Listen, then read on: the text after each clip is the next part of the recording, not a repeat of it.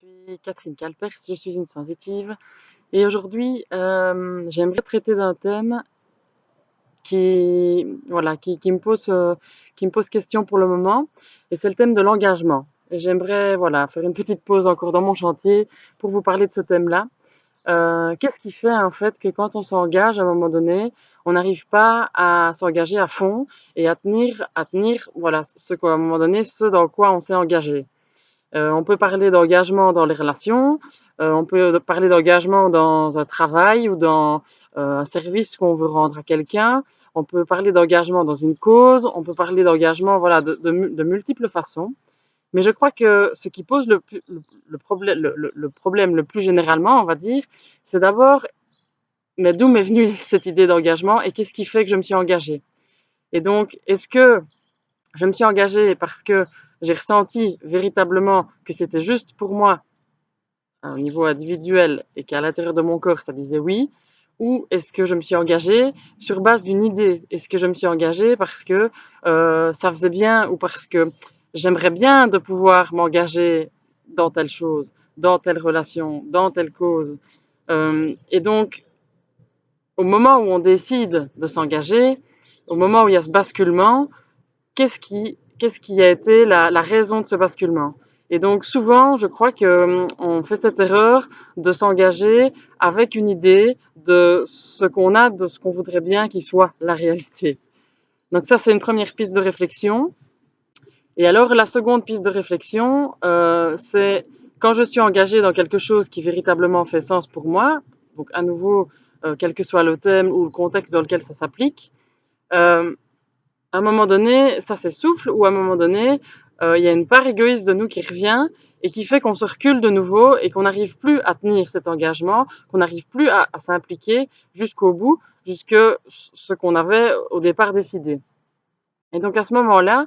ma réflexion, c'est est-ce que je nourris suffisamment les parts de moi qui ont envie de penser à elles et qui ont envie quelque part d'être égoïstes. Donc, est-ce que je fais suffisamment de choses dans ma vie? Est-ce que je mène suffisamment d'actions pour me remplir moi, pour que je puisse à un moment donné continuer de m'engager dans une relation ou que je puisse continuer de m'engager dans une cause ou dans un acte ou dans un service que j'ai envie de proposer à quelqu'un.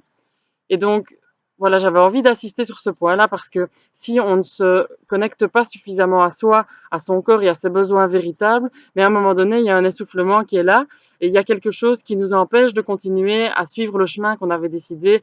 correctement de suivre. Voilà, donc j'avais envie de ressouligner cet élément-là, de prendre le temps de se nourrir nous-mêmes, de nourrir ces parts en nous qui ont besoin en fait de se retrouver avec cette conscience, avec le soi. Et donc ça, c'est à chacun de voir quelles sont les impulsions de vie qu'il a à l'intérieur de lui pour alimenter ces parts-là. Voilà, et elles peuvent être sportives, elles peuvent être de l'ordre de passion, elles peuvent être de l'ordre du contact avec la nature.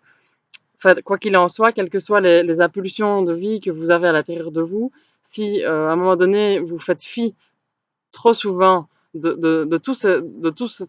toutes ces envies-là qui sont là et qui veulent s'exprimer, mais il y a quelque chose en vous qui se referme, quelque chose en nous qui se referme et qui du coup ne peut plus rentrer en lien, ne peut plus entrer en relation et ne peut plus continuer l'engagement dans lequel il s'était inscrit. Voilà, donc j'avais envie de vous partager ce petit sujet aujourd'hui parce qu'il traverse particulièrement ma vie en ce moment, donc peut-être qu'il traverse la vôtre aussi. Et cette petite réflexion parfois